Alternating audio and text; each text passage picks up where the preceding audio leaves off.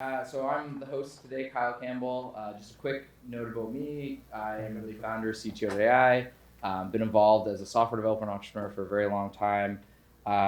Spent a lot of time thinking about open core and closed core business strategies. Almost all of the businesses I've built, first in the real estate industry and then with CTO.ai, had some component of that. But I bow down to the two gentlemen that we have here and their experience, which I'm hoping that we're going to be able to explore today and share. Because a lot of it has been extremely relevant to me over many years, watching them do their work. So, real quick, we'll introduce everybody properly here. We'll starting with Dan, who is the former global head of developer relations at PayPal and a founding member of the Node.js Foundation. I've known Dan since about 2013 when I got early into the Node community. And then we have Michael Glukhovsky, as we said, developer relations at Stripe, but my favorite fact is also formerly the founder of RethinkDB, which is an amazing database and a ton of really relevant stuff. So I'd like to just start quickly with getting a little bit of your background, experience. Tell us a little bit about your experience over the last maybe 5, 6, 7 years. In particular, any kind of open source projects. I'd love to hear about Rethink and your experience with Node. And why have you been really proud of the work that you've been doing over the last few years? Awesome. Yeah. So, I sort of came of age as an entrepreneur in the Node.js ecosystem. Very early on in my experience, probably one of the most feral programming communities that exists. JavaScript in and of itself is kind of a wild, dynamic environment. Everyone's building for the presentation tier and trying to deliver amazing experience. And then Node is this unholy matrimony of front-end development and system engineers coming together to create Node. My experience in bringing that technology first to startups and then even weirder to the enterprise. That concept for JavaScript for web folks was like triple crazy. Trying to make that transition. But a lot of the needs translate to the enterprise. I had great partnerships, PayPal amongst them. Really driving a digital transformation and changing the core fundamentals of how software is delivered. It was great to really translate the idiosyncrasies and very human components that make up open source development into the longer cycles and kind of the deeper needs of enterprise developers. Awesome, Michael. Yeah, so thanks for the very kind introduction, Kyle. So a little background on my history. So I started in my early 20s building RethinkDB, which is an open source distributed database. We built the company from the ground up, starting actually as closed source software. And over the course of those 8 years, it became open source. And then we ended up, by the end, building the software with our community, having a community of 100,000 users around the world, building with the database software. But then also, ultimately, we had an open development process where we did everything out in the open, on GitHub, no private mailing lists, building it with the community together, and really tight feedback loop. And it was a really incredible experience to kind of go from starting in an office that literally started as a garage and sort of became like 4 white walls, and building with a small team for a couple of years, and then kind of this moment where it became open source, and then really kind of catalyzing that community and finding a real energy around the sort of open development philosophy, and ended up being used in some really wild and exciting ways. And the most exciting for me was that NASA used it to keep astronauts safe in space, and was kind of used in mission operations as a real-time basic news database. After 8 years of doing that, I came to Stripe, where now I work on developer relations and work on all sorts of projects from like partnerships to engineering brand. Definitely work with our open source efforts as well. So Stripe has some very common open source projects like Sorbet for Ruby, which is a type system we recently added to the Ruby programming language. And sort of seeing like two sides of the same coin. It's been very interesting to sort of start with grassroots community and see how that grew over the course of 8 years, and then to see the sort of corporate, like larger company model of how you deal with open source and how you build community around that. Yeah. I couldn't think of two people who have better context over the last 10 years of how open source strategies evolved. And one of the things that I think would be really great to calibrate against is just generally when you think about how open source was when you got into it early on in your career versus now, and having seen sort of those organic, smaller communities that emerged, but also operating some of these things at a higher scale, or seeing them operate at a higher scale. What are the biggest changes that you've seen in open source, maybe over the last 10 years, but also what are the biggest lessons you've learned as these communities begin to scale that you'd be able to share with the group? Yeah, I had to kind of go back a little bit more than 10 years to tap into the early moments of open source for me. I remember the feeling of landing my first commit in an open source project. I got to do it in a project with one of my idols. Paul Irish was one of these individuals who really sort of epitomized the way that you can dive deep into your craft and also give back to the community. There was a project called Modernizer. This is early jQuery days, and it was an insignificant patch. It wasn't anything big, but to me, it was incredibly validating. And for the first time, I really felt like I was not only a user of the open source technologies, but I was a member of the community, just with that one little patch. I can trace back to that moment of really, that got me hooked. It was like, all right, the endorphin rush of being a part of the community and seeing the work that I did be used by millions of folks across the world. I kind of followed that. Got more involved in jQuery, and then Node was the first project to be kind of born in GitHub. Taking the learnings that John Ressick had done of building an open community, showing folks how the sausage is made, how we get there, is such an invaluable skill that in many other fields you don't necessarily have access to that level of subject matter expertise and the ability to be hands-on. As Node was starting, I just went all in and moved out here in 2010 to take one of the earliest Node.js jobs.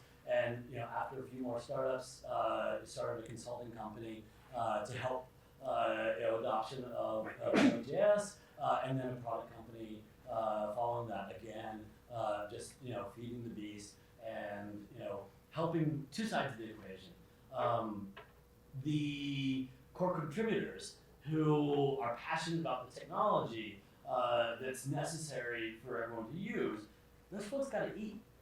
And in order for a sort of global scale project like Node to continue to evolve, folks needed a place where they could really focus on building the platform, growing that out. The Node Firm and Node Source, really expressions of that, and then connecting the dots to the needs of the marketplace and the challenges folks were experiencing and adopting a new technology that was really changing the dynamic of how they were building. I haven't stopped in looking for ways to contribute back to that. Were there any distinct challenges that you saw, sort of especially as Node got to be so popular and the community was so evolved, that really were lessons that could be learned for other communities that are getting popular, especially at scale when there's so many people depending on this technology, so many different interests, shall we say? we went through probably one of the most novel moments in open source where we unforked a project.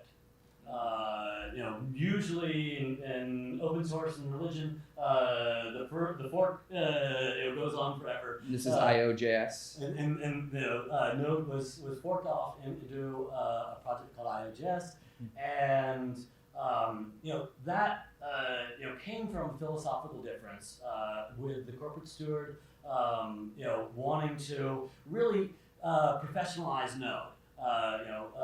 There was the team that built out Solaris, very sort of rigorous engineering process, and then there's the crazies that comprise the Node community, and everybody gets to sit at the table, and everyone is valued as a member, and we proactively look for opportunities to meet community members where they are, and help them find the area where they can contribute meaningful value.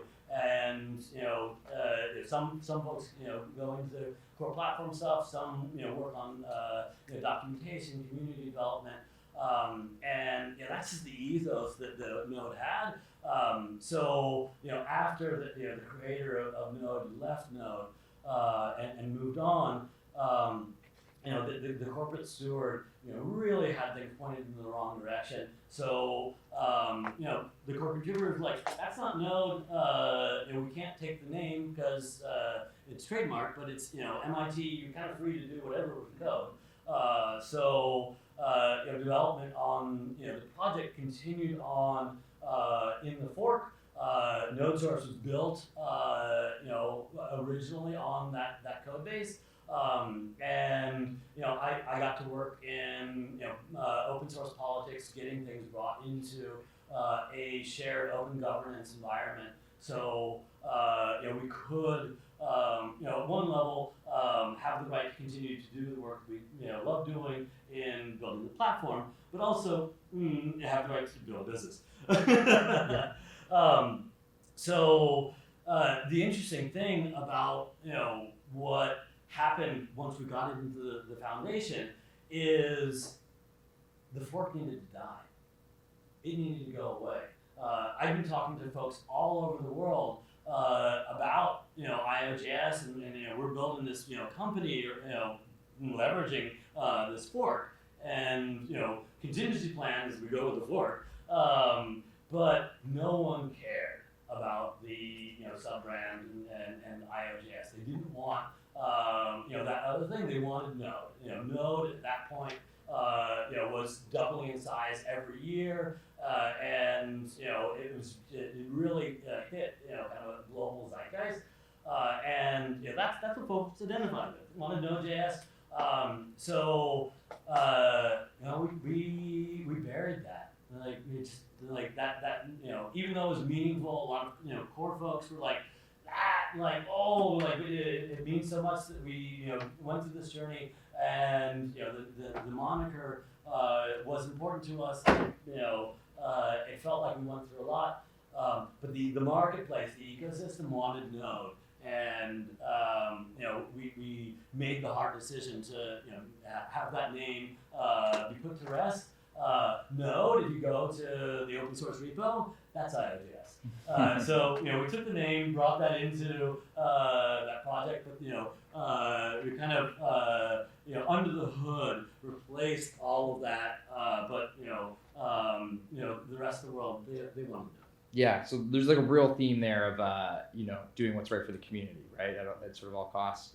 Michael, I know you were very successful early on with your journey on Rethink, probably early in your career professionally, and had rapid success. I'd love to know kind of the same perspective. Like, how did this evolve for you? And as your success with Rethink was growing, you also came into some really interesting challenges that you had to manage on behalf of the community.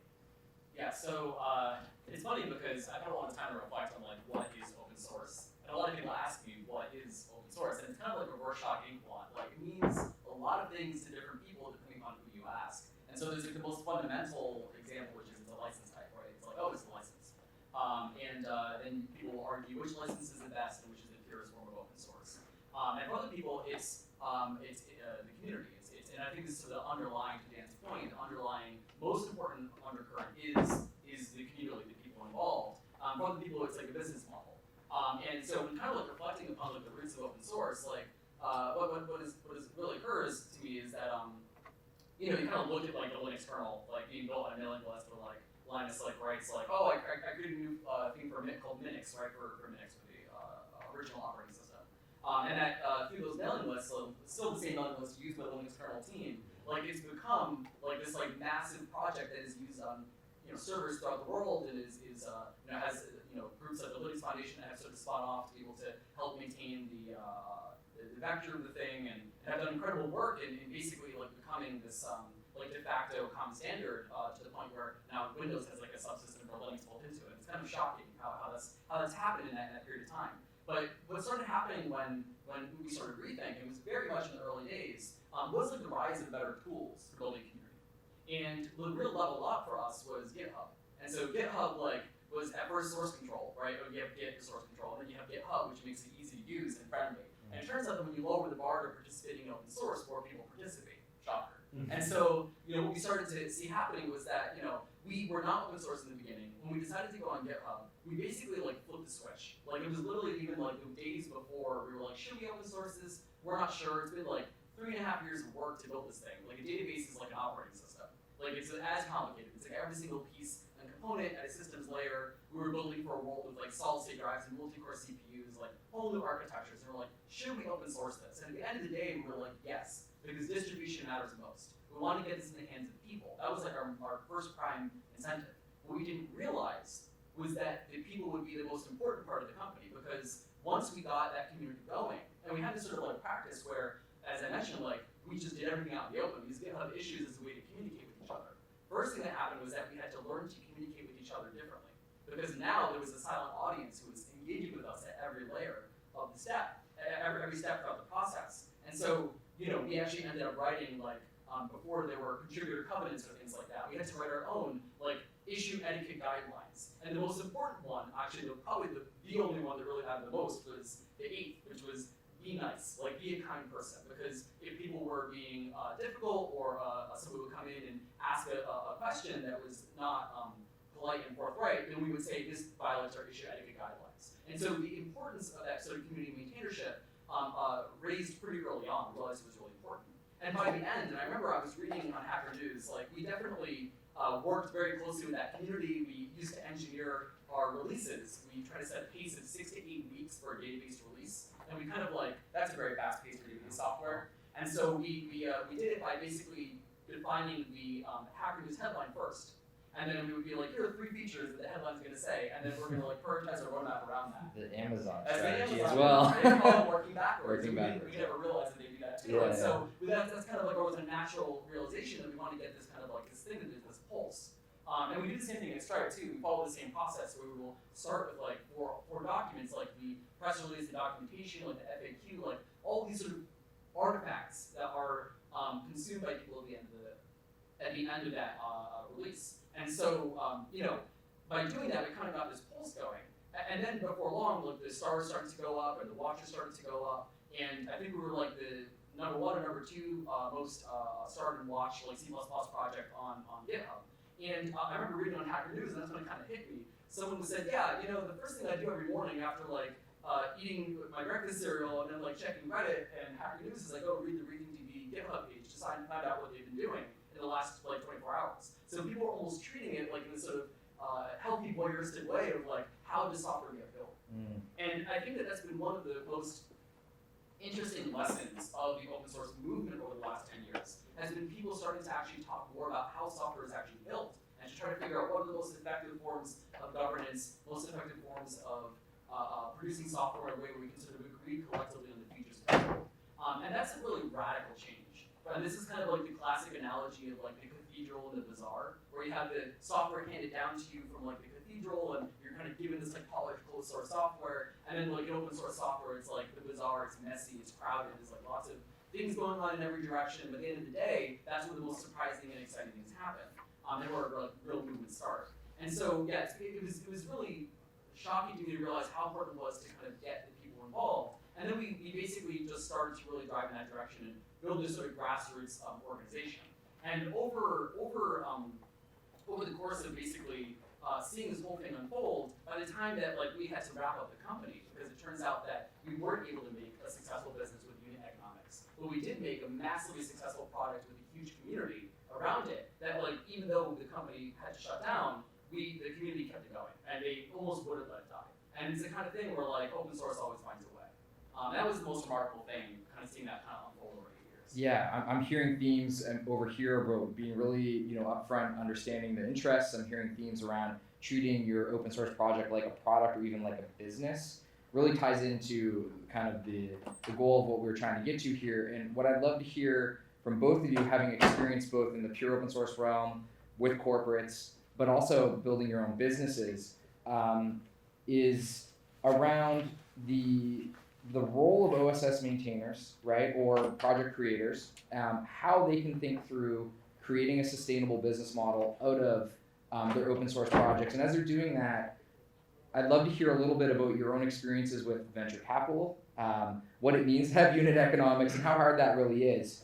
There's a lot to unpack there. We don't have a lot of time, but I think that's the crux of what I'd love to just tie in from those experiences is you've both been through that journey, and there's a lot of lessons that can be learned for either people who are early on in their journey around what are some of the pitfalls as you're going through that progression of building a project, transitioning it to a business, and how to create solid partnerships with the community and investors.